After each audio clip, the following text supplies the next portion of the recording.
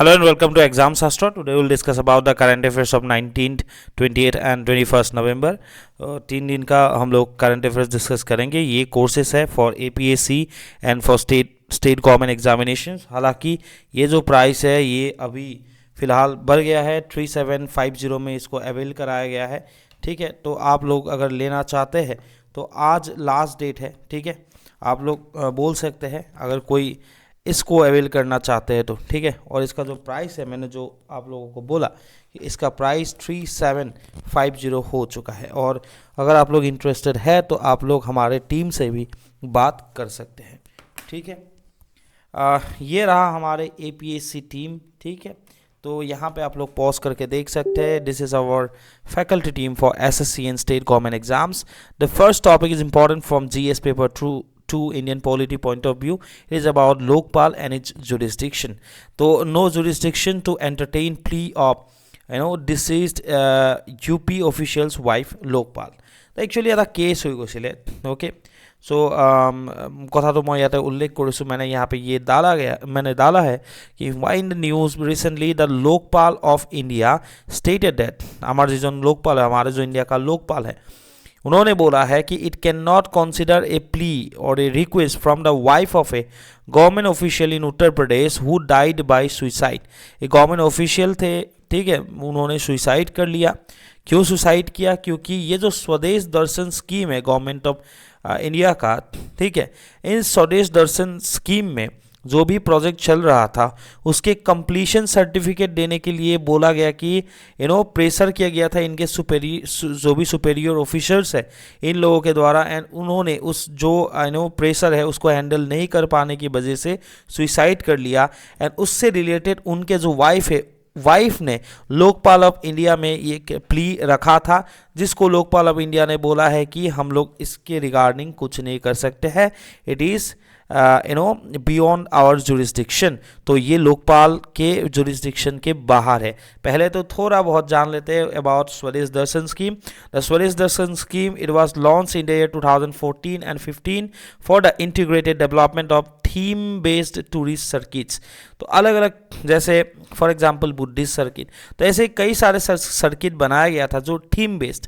ठीक है, एक जो प्लेस है उसको एक थीम के बेसिस पे ही वो टूरिज्म के लिए उसको प्रमोट किया जा रहा था.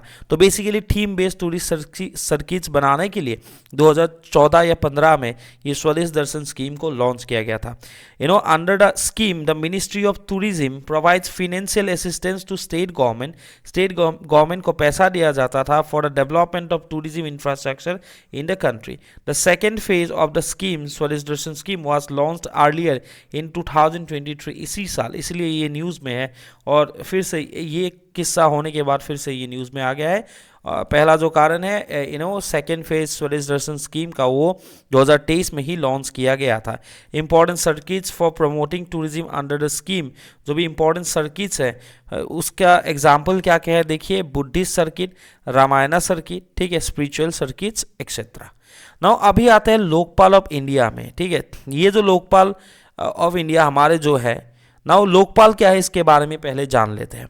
जिसके तहत बोला गया, ठीक है, कि लोकपाल के ये जो मैटर है इसके जुरिस्डिक्शन माने एवर जिमान पावर থাকে जिमान टुलेके पावर থাকে एवर एरियार आन्डारत নহয়, মানে লোকপাল অফ ইণ্ডিয়াৰ যিখিনি জুৰিছডিকশ্যন তেওঁৰ যিখিনি পাৱাৰ তাৰ সেই ক্ষমতাৰ অন্তৰ্গত নহয় কাৰণে এই প্লিটো एक्सेप्ट কৰিব নোৱাৰিলে. ठीक है, तो व्हाट आर लोकपाल्स देखिए. लोकपाल जो है the Lokpal and Lokayukta act 2013 के तहत, ठीक है, एक Lokpal for the union and Lokayukta for states ये बनाया गया था. ना बात मेरा क्या है, फिर से मैं दोहराता हूँ. The Lokpal and Lokayukta act, जो एक्ट 2013 में पास किया गया था, ठीक है, पार्लियामेंट में, it provided for the establishment of Lokpal, किसके लिए, यूनियन और सेंट्रल लेवल के लिए, एंड लोकायुक्त बनाया गया था फॉर स्टेट लेवल. ठीक है, किस लिए इंस्टीट्यूशंस बनाया गया था? पहली बात तो यह है कि ये सब जो बॉडीज़ है ये स्टैच्यूटरी बॉडीज़ है. ठीक है, इसको लॉ के तहत बनाया गया था. यहाँ पे एक्ट है Lokpal and Lokayukta act of 2013 and इसीलिए स्टैच्यूटरी बॉडीज़ है विदाउट एनी कॉन्स्टिट्यूशनल स्टेटस. कोई कॉन्स्टिट्यूशनल स्टेटस नहीं है, वरना ये कॉन्स्टिट्यूशन में अगर कोई मेंशन होता तो ये कॉन्स्टिट्यूशनल बॉडीज़ बन जाता. ठीक है। फंक्शंस क्या है देखिए, they perform the functions of an ombudsman and inquire into allegations of corruptions against certain public functionaries and for related matters. किसी भी पब्लिक फंक्शनरीज से रिलेटेड कुछ भी, अगर मान लीजिए करप्शन की केसेस आते हैं, एलिगेशंस आते हैं, ठीक है, तो इससे रिलेटेड जो भी इंक्वायरी वगैरह का काम होता है, ये जो फंक्शन है, ये जो काम है, ये कौन करते हैं? सेंट्रल लेवल पे लोकपाल एंड हमारे स्टेट लेवल पे लोकायुक्त के द्वारा किया जाता है। Now what comes under the jurisdiction of Lokpal and it's power. ये तो केस जुरिस्डिक्शन को लेके था ना, तो पहले जान लेते कि जुरिस्डिक्शन क्या क्या है लोकपाल का। पहला जो है, it is related to prime ministers and ministers. Prime ministers and ministers के रिगार्डिंग लोकपाल का जो भी लाइक अथॉरिटी है, जो जुरिस्डिक्शन है, वो क्या क्या है। पहली बात, jurisdiction of Lokpal includes PM, ठीक है, पीएम तक भी ये ओम्बड्समैन बना सकते हैं, ठीक है, ओम्बड्समैन की तरह काम कर सकता है। मिनिस्टर से रिलेटेड भी कर सकते हैं, या फिर किसी भी एमपी या फिर group A, B, C, D officers के रिलेटेड भी यहाँ पे इंक्वायरी हो सकता है। एंड जो ऑफिशियल्स है सेंट्रल गवर्नमेंट का, बेसिकली सेंट्रल गवर्नमेंट का, तो इसके इन लोगों के अगेंस्ट में ये जुरिस्डिक्शन इन लोगों का है, ठीक है। Now jurisdiction of the Lokpal included the prime minister except on allegation of corruption relating to the international relation, security, public order, atomic energy and space. क्या बोला गया है? Jurisdiction of the Lokpal included the prime minister except on allegation, ठीक है, of corruption relating to international relation. मान लीजिए कि international relation के रिगार्डिंग जो करप्शन की केस है, security, public order, atomic energy से रिलेटेड, उससे उसके जो भी बाहर जितने भी ये है, उसके ऊपर ओम्बड्समैन बैठ सकता है, या फिर इनका जुरिस्डिक्शन है लोकपाल का। The Lokpal does not have jurisdiction over ministers and MPs in the matter of anything said in the parliament और वोट गिवन देयर। मान लीजिए कि पार्लियामेंट में किसी ने कुछ बोल दिया, ठीक है, कोई भी एमपी ने कुछ बोल दिया, मिनिस्टर ने बोल दिया, तो लोकपाल के लोकपाल का जुरिस्डिक्शन उस केस में नहीं होगा, ठीक है। या फिर मान लीजिए उन लोगों ने पार्टी के अगेंस्ट में जाके किसी पार्टी को वोट कर दिया, मान लीजिए पैसा ही ले लिया, तो ये जो केसेस सामने आता है, यहाँ पे लोकपाल का कोई भी जुरिस्डिक्शन नहीं होता है। ये हो गया प्राइम मिनिस्टर एंड मिनिस्टर्स के लिए। सेकेंड जो है, related to civil servants and bureaucrats. Now its jurisdiction and also any person who is or has been in charge. मान लीजिए कि कोई डायरेक्टर है, मैनेजर है, सेक्रेटरी है, ठीक है, कोई चार्ज में है, और any body society set up by the central act, ठीक है, और any other body finance control by central government, कोई फाइनेंशियल बॉडी हो जो सेंट्रल गवर्नमेंट के द्वारा ऑपरेट किया जाता है, कंट्रोल किया जाता है, ठीक है, या फिर कोई सोसाइटी बनाया गया है सेंट्रल एक्ट के तहत, तो इन सब के केस में, and any other person involve in any act of awaiting, bribe giving और ब्राइब टेकिंग, इस केस में इन लोगों का जुरिस्डिक्शन है। The Lokpal act mandates that all public officials should furnish the assets and liabilities of themselves as well as their respective dependents। तो हर एक किसी को क्या करना पड़ेगा? अपना जो assets and liabilities है उसको फर्निश करना पड़ेगा, साथ साथ में उनके जो डिपेंडेंट्स है उन लोगों का भी। एंड तीसरा जो है, related to central bureau of investigation, CBI से रिलेटेड क्या क्या इन लोगों के प्रोविजंस हैं। It has the powers to superintendence over and to give direction to CBI। CBI को ये डायरेक्शन दे सकता है। If Lokpal has referred a case to CBI, the investigation officer in such case cannot be transferred without the approval of Lokpal. मान लीजिए लोकपाल कोई एक case आया है, लोकपाल ने उसको रेफर किया है CBI को, एंड उस केस में जो इन्वेस्टिगेशन ऑफिसर है उनका posting, I am so sorry, transfer नहीं हो सकता है without the approval of the Lokpal, क्योंकि वो लोकपाल के जुरिस्डिक्शन में अभी काम कर रहा होता है, ठीक है। तो ये है related to prime minister and minister, ठीक है। खाली पार्लियामेंट में क्या हो रहा है उसके रिगार्डिंग और क्या बोला है या फिर क्या वोट कहाँ पे दिया है उससे रिलेटेड कोई भी जुरिस्डिक्शन नहीं है, ठीक है। And civil servants and bureaucrats से रिलेटेड हाँ है, and they have to furnish their assets and liabilities of themselves and as well as their respective dependents. And central bureau of investigation के केस में अगर कुछ केस CBI को refer किया जा रहा है, उस केस में इन्वेस्टिगेशन ऑफिसर का ट्रांसफर नहीं हो सकता है। Now what are the concerns regarding working of Lokpal. एक जो है आपका lack of full time chairman, full time chairman मई 2022 से कोई नहीं है। Raising concerns about its ability to function effectively. दूसरा जो है inaction in dealing with corrupt official. According to a parliamentary committee report table in parliament in April 2023, the Lokpal, ये parliamentary committee का रिपोर्ट है, ठीक है, किसी ने ऑर्गेनाइजेशन ने ये नहीं निकाला, ये पार्लियामेंट्री कमेटी का रिपोर्ट है कि लोकपाल हैज़ नॉट प्रोसिक्यूटेड, ठीक है, it has not prosecuted even a single person accused of graft dealing, ठीक है, आज तक कोई ऐसे किसी को भी प्रोसिक्यूट नहीं किया गया है जो एक्यूज्ड है। तो ये जो है आपका करप्ट ऑफिशियल के साथ डील करने में कुछ लेक या फिर कुछ प्रॉब्लम दिक्कत आता है। तीसरा जो है lack of transparency. Some experts have also criticized the Lokpal's lack of transparency and accountability, which they say undermines its credibility and effectiveness. So बोला गया है कि यहाँ पे ट्रांसपेरेंसी नहीं है, क्या हो रहा है, किस तरीके से काम हो रहा है, लोगों को नहीं मालूम होता है। अभी लोकपाल देख ही रहे तो लोकायुक्त के बारे में भी देखते हैं, ये भी सेम है, लोकायुक्त इंडियन पार्लियामेंट्री ओम्बड्समैन है, लेकिन किसके लिए है, for each of the state governments of India. It is an anti-corruption authority. The objective of Lok Ayukta system in a state is to make investigation of grievances. जो भी grievances आते हैं उसका investigation करना, ठीक है। Allegation जो है public servants के against में, ये किसके द्वारा किया जाता है, लोकायुक्त के द्वारा किया जाता है। Origin जो है basically it can be drawn to the ombudsman in Scandinavian countries में ये सब पहले था। इंडिया में जब Administrative Reform Commission आया ARC 1966 से 70 तक, they had recommended to they had recommended the creation of Lokpal at the center and Lokayukta in the states. तो ये ARC का रिकमेंडेशन था, इसको याद रखिएगा, एथिक्स में आप लोगों को पढ़ाया जाएगा। Before the passing of the Lokpal and Lokayukta act in 2013, ठीक है, जब ये लोकपाल एंड लोकायुक्ता एक्ट 2013 में पास किया गया, several states in India pass law for creating the institution of Lokayukta.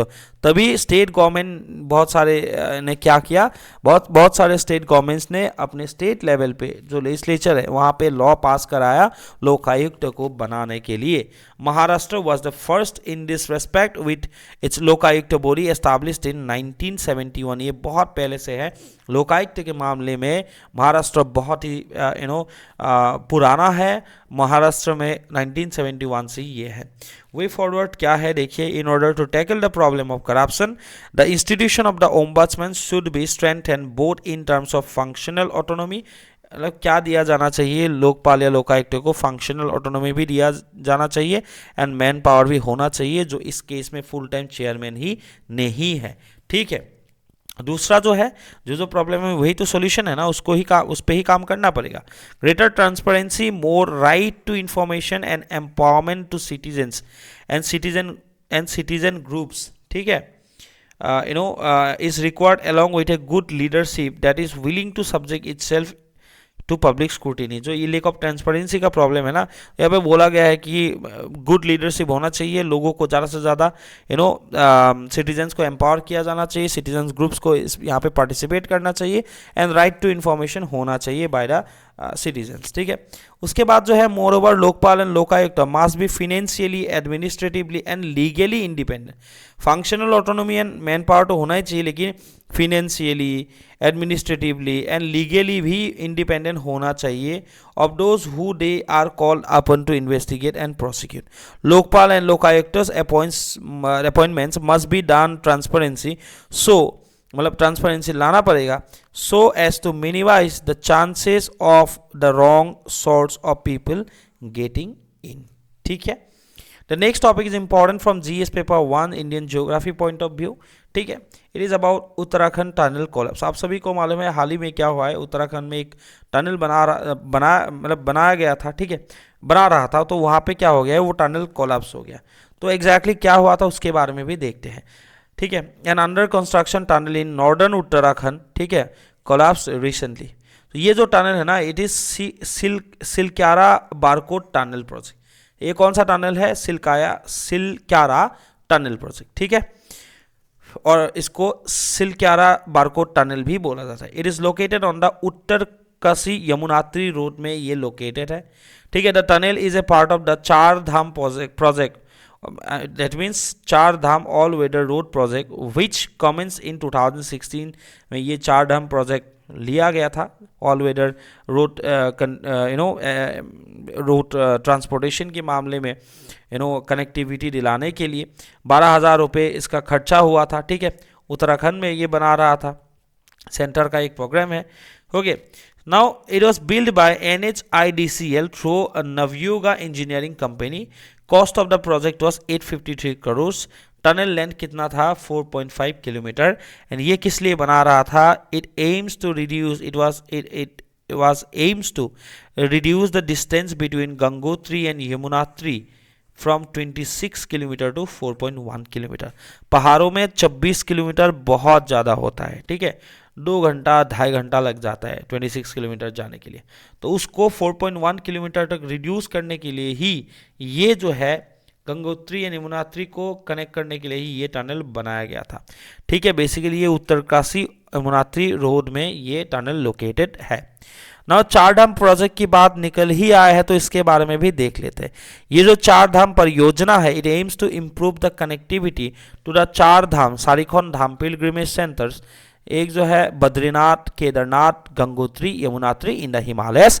It will widen almost 900 kilometres of highways connecting to the pilgrimage sites and the Tanakpur Pithoragarh stretch of national highway number 125 as a part of Kailash Mansarovar Yatra road. The Char Dham project will cover Uttarakhand 4 major shrines. मैंने already बोला क्या क्या है, Badrinath, Kedarnath, Gangotri, Yamunotri in the upper Himalayas by widening 889 kilometres of hill roads. The project can act as a strategic feeder roads की तरह भी इसको काम किया जाना, मतलब काम इसका काम आएगा अगर बन गया तो, क्योंकि इंडो चाइना बॉर्डर पास में है। इम्प्लीमेंटेशन एजेंसी उत्तराखंड में हो रहा है तो उत्तराखंड का जो PWD है, साथ साथ में ये स्ट्रेटेजिक सिग्निफिकेंस भी इसका है तो BRO भी इसमें शामिल है। साथ साथ में जो NHIDCL है, national highway and infrastructure development corporation limited भी यहाँ पे, ये तीनों की सहायता से ही ये रोड बन रहा था। NHIDCL is a fully owned company of the ministry of road transport and highways. कौन सा कंपनी है? NHIDCL। दैट मीन्स इसका फुल फॉर्म क्या है? National highway and infrastructure development corporation limited. ठीक है, नाउ यहाँ पे ये है चार धाम प्रोजेक्ट। यहाँ पे आप लोग देख चुके होंगे, यमुनोत्री यहाँ पे है, ठीक है, गंगोत्री यहाँ पे है, तो इसी बीच कहीं पे बना रहा था। केदारनाथ यहाँ पे है, बद्रीनाथ यहाँ पे है। ठीक है, नाउ यहाँ पे ये पूरा जो है आप लोग पॉज करके इसको देख सकते हैं, 40 लेवल्स ट्रैप्ड है। ठीक है, तो कंस्ट्रक्शन बेसिकली 2 लेन एक्सप्रेसवे बन रहा था। नाउ ये ministry of road transport and highways के अंडर आता था। स्टार्ट 2016 से ये बन रहा था, 75% कंप्लीशन हो रखा था 2023 तक। ठीक है, बाकी जो याद रखना है, किसको कनेक्ट कर रहा था? 4 होली श्राइन्स, चार धाम जिसको बोला गया है, बद्रीनाथ, केदारनाथ, गंगोत्री, यमुनोत्री। ठीक है, ये यमुनोत्री है, उसके बाद गंगोत्री है, उसके बाद केदारनाथ, उसके बाद बद्रीनाथ। यमुनोत्री गंगोत्री केदारनाथ बद्रीनाथ, ऐसे याद रखिए, यमुनोत्री गंगोत्री केदारनाथ बद्रीनाथ। ठीक है, नाउ कंप्लीमेंट्स चारधाम रेलवे। ठीक है, ये जो चारधाम रेलवे और एक प्रोजेक्ट है, इसको कॉम्प्लीमेंट करेंगे। And connects Delhi Dehradun expressway to India China border roads in north southern and starts from Rishikesh. ठीक है, और यहाँ पे बेनिफिट जो है बेसिकली क्या है कि टाइम ट्रेवल और कॉस्ट जो फ्यूल कॉस्ट है इसको कम करेंगे। ठीक है, इकोनॉमी बूस्ट करने में सहायता होगा। ठीक है, और बाकी जो है मेजर सिटीज़ जिसको कनेक्ट किया जाने वाला था, it is these are Rishikesh, Dharasu, Yamunotri, Gangotri, Rudraprayag. ठीक है, देन आपका जो है रुद्रप्रयाग ये है। ठीक है, उसके बाद जो है केदारनाथ, जोशीमठ, जहाँ पे ये श्रिंकिंग का केस आया था, बद्रीनाथ, माना। तो थोड़ा बहुत देख लीजिए कॉन्सर्न क्या आया है। देखिए, नीड फॉर अकाउंटेबिलिटी, जो प्रोजेक्ट चल रहा है उसका अकाउंटेबिलिटी होना चाहिए, जो भी हिस्सा हुआ है। Scrutinise projects based on environmental factors, geological and geotechnical investigation भी होना चाहिए। ठीक है, यूज ऑफ क्या इशू था, जब ये बनाया गया था वहाँ पे एक्सप्लोसिव का बोम्बार्डमेंट किया गया था कंस्ट्रक्शन के टाइम पे, क्योंकि ये फ्रेजाइल लैंडस्केप है, हिमालयन ओरिजिन, जियोलॉजिकली बहुत न्यूअर है, सब्सेप्टिबल टू लैंडस्लाइड है। ठीक है, फ्लैश फ्लड भी होता है। नाउ ये जो weighing environmental fragility versus national security and economic centrality, एक तरफ एनवायरमेंटल कंसर्न है, सुप्रीम कोर्ट का यही इशू था, दूसरी तरफ national security and economic centrality की भी बात था। तो ये दोनों फैक्टर आया था सुप्रीम कोर्ट का जब जजमेंट आया था, ठीक है। तो ये प्रोजेक्ट का इशू था। The next topic is important from GS paper 3 agriculture and GS paper 5 Assam point of view. It is about Titabar rice research institute developing high yield aromatic Joha. बहुत माने एरोमेटिक जहा माने सुंदर जार गुंध है, ठीक है। हाई इल्ड मतलब पार यूनिट ऑफ लैंड के हिसाब से ये प्रोडक्शन ज़्यादा देंगे, ठीक है। नाउ न्यूज़ क्या है, कॉन्टेक्स्ट क्या है, Assam rice research institute ARRI here celebrating its centenary year is working towards developing a high yield premium quality version of the state's famed aromatic Zohar rice to add to its avant-garde collection that includes among other a diabetic friendly purple rice variety, ठीक है। उसके बाद जो है इसके बारे में ARRI Assam rice research institute जो टीटावर में स्थित है, सिचुएटेड है, इसके बारे में भी देख लेते हैं। 20 किलोमीटर दूरी में है जोरहाट से, ठीक है। ये 1923 से ही अपना जो एक्सपेरिमेंट जो है राइस से रिलेटेड ये चला रहा है, basically to cater the issues faced by farmers from the Brahmaputra valley. The institute which has played a key role in आपका जो है क्या in increasing production and productivity of rice in the state since its inception came under the administrative control of Assam agriculture university in 1969। 1969 में ARRI Assam rice research institute को किसके administrative control के under लाया गया था, AAU Assam agriculture university Jorhat के control में लाया गया था 1969 में as the rice research station. On January 27 this year the station was redesignated as the Assam agriculture university Assam rice research institute. इसको फिर से रीडेजिग्नेट किया गया था 27 जनवरी के दिन में असम एग्रीकल्चरल इंस्टीट्यूट ARRI, दोनों को मार्च किया गया है, नाम ऐसे याद हो जाएगा।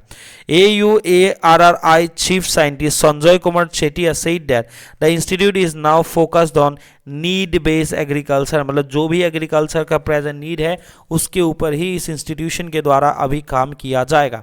That is the reason ARRI now does market survey, invite stake holders like farmers, retailer, wholesaler, millers and companies for information on what aspect it should focus its research. तो ग्राउंड लेवल पे जितने लोग होते हैं, ठीक है, धान उगाने से मिल तक जो भी लोग एसोसिएटेड और एसोसिएट होते रहते हैं, इन लोगों को जो भी एसोसिएटेड रहते हैं इन लोगों को बुलाया गया है, इन लोगों को बुलाया जाता है ताकि जो भी इश्यूज आगे जाके सामने आता है राइस से रिलेटेड उसको उसके ऊपर इन लोगों का फोकस और इस इंस्टीट्यूशन का फोकस ताकि और बेहतर तरीके से इसको जान पाए और जो फोकस है उसको शिफ्ट किया जा पाए। तो इसके लिए ये सब जो है मार्केट ओरिएंटेड सर्वे भी होता रहता है। For instance ARRI is now focusing it's research and on development of climate smart cultivars such as drought tolerant, biotic and abiotic stress tolerant, anaerobic germination tolerant cultivars for direct seeds rice Setia seeds. The research also focused on development of biofortified rice varieties rich in zinc and iron content. So biofortified rice माने जेटिया जब ये rice में मान लीजिए rice के case में fortified जो भी होते हैं खाने वाली चीज़ें उसमें क्या होता है कि न्यूट्रिएंट्स वगैरह माइक्रो न्यूट्रिएंट्स हो चाहे कुछ भी हो ये सब ज़्यादा होता है। तो यहाँ पे बायोलॉजिकली जो भी बायोलॉजिकली हार्नेस किया गया हुआ जो जिंक एंड आयरन कंटेंट है ये बायोफोर्टिफाइड राइस डेवलप करने में भी जहाँ पे जिंक एंड आयरन का मात्रा ज़्यादा रहेगा इसमें भी अभी फोकस किया जा रहा है, ठीक है। Research work has also been undertaken to develop high yielding premium quality aromatic Zohar rice and high yielding red rice varieties, he said. तो ये था news about ARRI and high yield aromatic जोहा। तो यहाँ पे बायोफोर्टिफाइड राइस को याद रखिए, क्वालिटी एरोमेटिक जोहा एंड रेड राइस वेराइटीज के ऊपर भी काम किया जा रहा है। साथ साथ में ये लोग जो है ARRI मार्केट बेस्ड सर्वे भी करते हैं सबको लेके, अलग अलग स्टेक होल्डर्स को लेके। Next topic is important from GS paper 5 Assam point of view. It is about foundation day of Bodo साहित्य सभा। देखिए हाल ही में क्या है कि जो न्यूज़ आया था आसाम ट्रिब्यून में कि तेजपुर डिस्ट्रिक्ट जो बोरो साहित्य सभा है, they celebrated organisations 72nd foundation day on Thursday and honoured the martyrs who sacrifice their lives for the sake of Boro language, culture, literature and heritage. अब बोरो साहित्य सभा के बारे में देखते हैं। ये बोरो लैंग्वेज एंड बोरो लिटरेचर के डेवलपमेंट के लिए काम करते हैं ना। ये जो है जो फाउंडर है, ठीक है, जो प्रेसिडेंट था, पहला प्रेसिडेंट, इनका नाम जो है JB हेक्जर है, जॉय भद्रा हेक्जर, ठीक है, JB हेक्जर एट बासुगांव, इनके द्वारा ही इसको फाउंड किया गया था 16 नवंबर 1952 में, ठीक है, 16 नवंबर 1952 में ही फाउंड किया गया था। Now it consisted of representative of Assam, West Bengal, Meghalaya, Nagaland, Tripura and Nepal in abroad. Early work क्या क्या है देखिए, जो है after India obtain independence a critical mass of Boro intellectuals realise the need of the preservation of Boro language. तो इन लोगों को धीरे धीरे समझ में आया कि बोरो लैंग्वेज को भी प्रिजर्व किया जाना चाहिए क्योंकि एक इंडिजिनस ट्राइब है, ठीक है। और यहाँ पे many early Boro author studied in schools and colleges where medium of instruction was either Assamese or Bengali. तो इन लोग एसएमईज और बंगाली मीडियम में ही पढ़ते थे ना। Boro intellectual feel that Boro language must be preserved and develop as develop at par with Assamese and Bengali language. दोनों language के साथ साथ में बोरो को भी क्या करना चाहिए होगा, हम लोगों को डेवलप करना चाहिए होगा। Now Bodo people realized very late that the education was the key component to overall development of Bodo people and their language. Recent development के बारे में अगर बात किया जाए, now the language has attained a position of pride with the opening of the postgraduate courses in Bodo language and literature in University of Guwahati in 1996 में इन्हीं लोगों के इनिशिएटिव से ही बोरो डिपार्टमेंट जो है गुवाहाटी यूनिवर्सिटी में वो 1996 में एस्टैब्लिश किया गया एंड बोडोलैंड यूनिवर्सिटी में भी इससे related courses, post graduation courses चल रहा है। Moreover under the aegis of the commission of for scientific and technical terminology HRD ministry, the government of India, Bodo Sahitya Sabha is preparing more than 40,000 scientific and technical terms in Bodo language। ये बहुत बड़ी बात है, 40,000 scientific and technical terms Bodo language में develop किया जा रहा है under the effort and initiative of HRD ministry of government of India. Further it is promised the Sahitya Akademi would accord Bhasha Samman respect for language to the Bodo language and literature as an initial token of full-fledged recognition to it. Furthermore, the government of India in principle has recognized the necessity of the inclusion of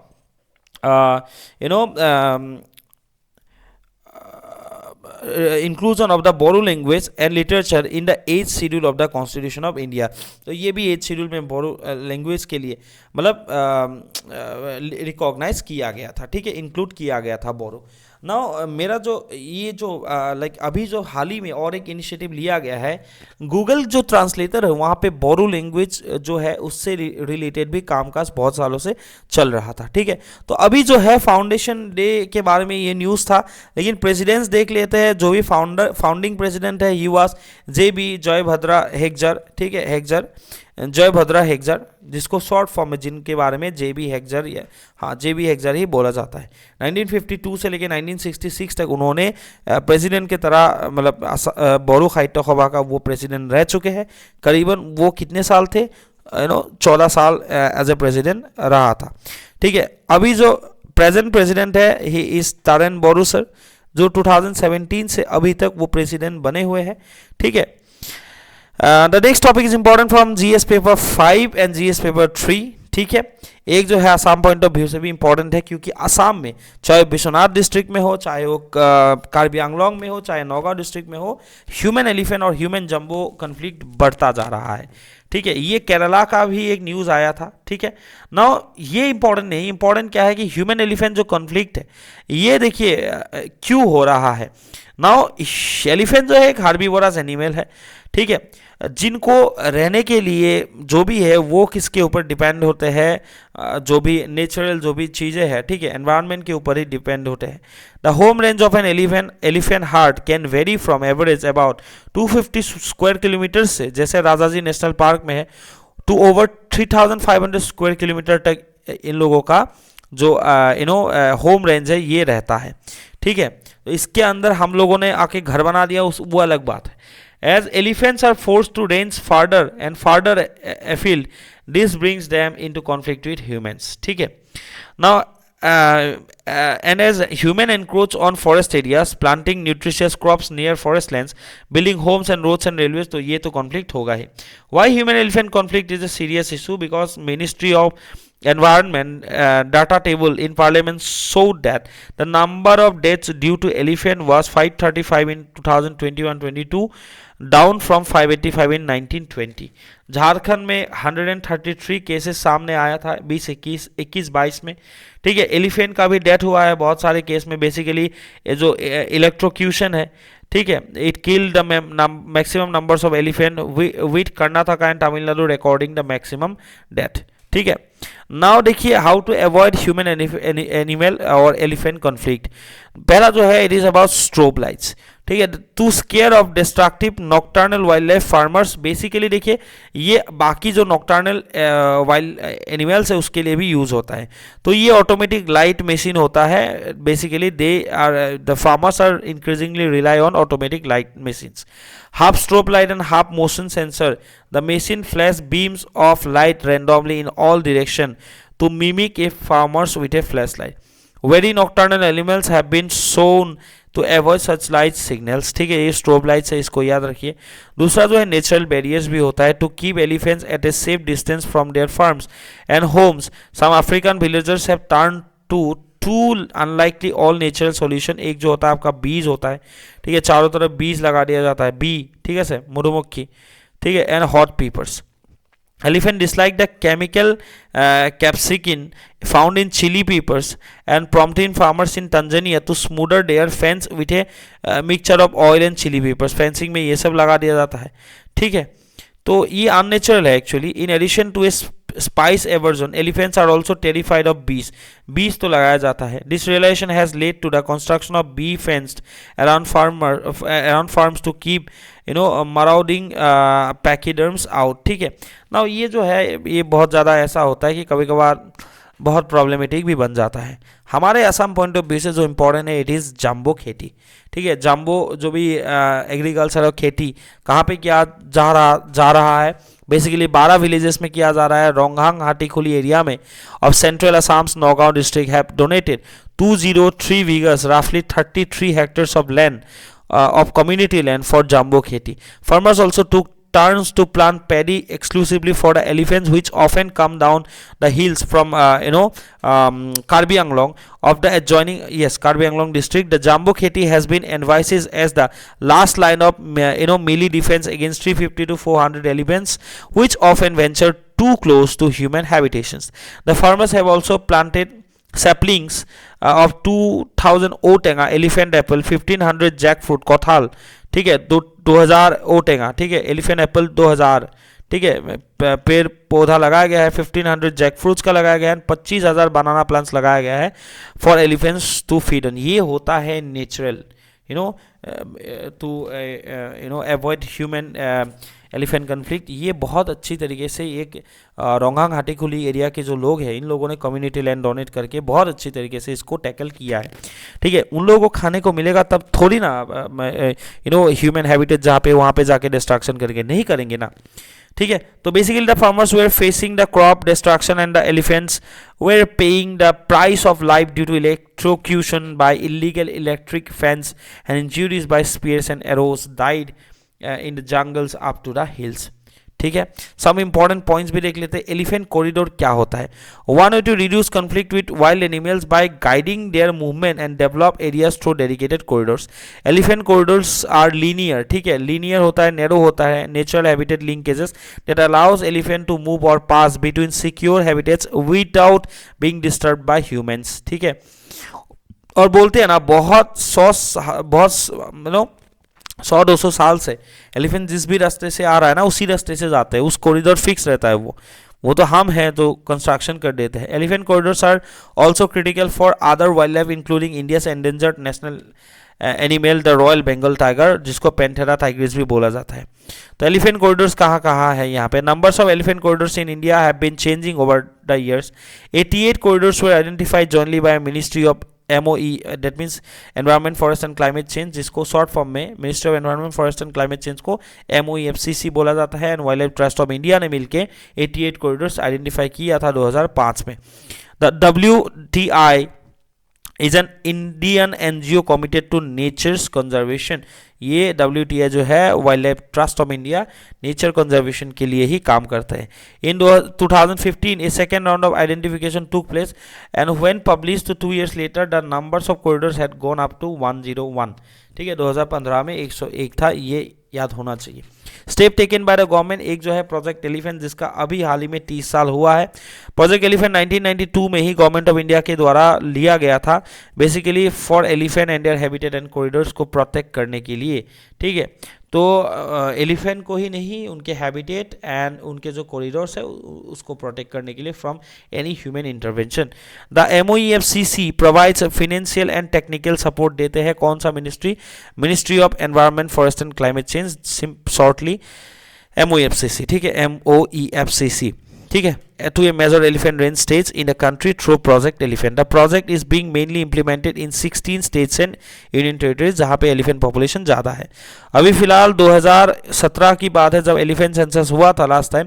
55% of the global population of elephant कहाँ पे पाया गया है? India में ही पाया गया है, with absolute number of 29,964 next जो है इट इज गौज यात्रा।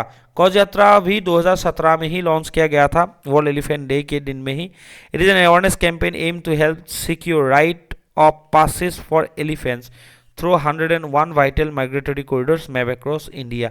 मतलब एलिफेंट्स को अपने जो कॉरिडोर है वहाँ से पासेस देने के लिए ही लोगों तक ये अवेयरनेस कैंपेन पहुंचाया गया था। These are the important topics which are important from ADRE and SI exam point of view. Nicaragua's Cenis Palacios has been crowned Miss Universe. ये आप याद रखिए। साथ साथ में miss Thailand Antonia Porcil emerged as the first runners-up and Miss Australia Moriah Wilson was named as the second runners-up at the event. ठीक है, तो ये याद रखिए निकारागुआ की है। ठीक है, जो कंट्री है एंड नाम जो है इनकी सेनिस पैलेसियोस और पैलाकियोस, जैसे भी प्रोनाउंस करना है कर लीजिए, इसमें दिक्कत हो सकता है। Punjab born Irishman eyes Guinness record और Guinness book of world record for double art work. A 73-year-old man born in Punjab and based in Ireland for nearly 50 years, ठीक है, is making a second go to a Guinness Book of World Record for what he described as his double artwork totaling over 80,000 kilometers and equivalent to the double of the circumstances of the art. Art और जीवन circumstances और art का जितना भी circumstances होता है जीवन হয় তারে দুগুণ তেওঁ খুশ কাহিছে আৰু তাৰ জৰিয়তে এই যিজন ব্যক্তি আছে, ঠিক আছে, বিনোদ বাজাজ বুলি, তেখেতে গিনিজ বুক অফ ৱৰ্ল্ড ৰেকৰ্ডত নিজৰ নামখন নিবিষ্ট কৰিবলৈ সক্ষম হৈছে। Is application for the greatest cumulative distance walk to চলো on foot last week having beaten his own ৱাকিং record by completing the second art work in 1114 days, 382 fewer days than the first work completed in September 2020। ये बहुत अच्छी बात है विनोद बजाज के लिए। जैसे बोलते ना তেওঁ এজন কি বনি গৈছে, মাৰ্ক দৰ্শক বনিছে, তেওঁ বহুতৰ কাৰণে ইনস্পিৰেশ্যন বনিছে। ঠিক আছে,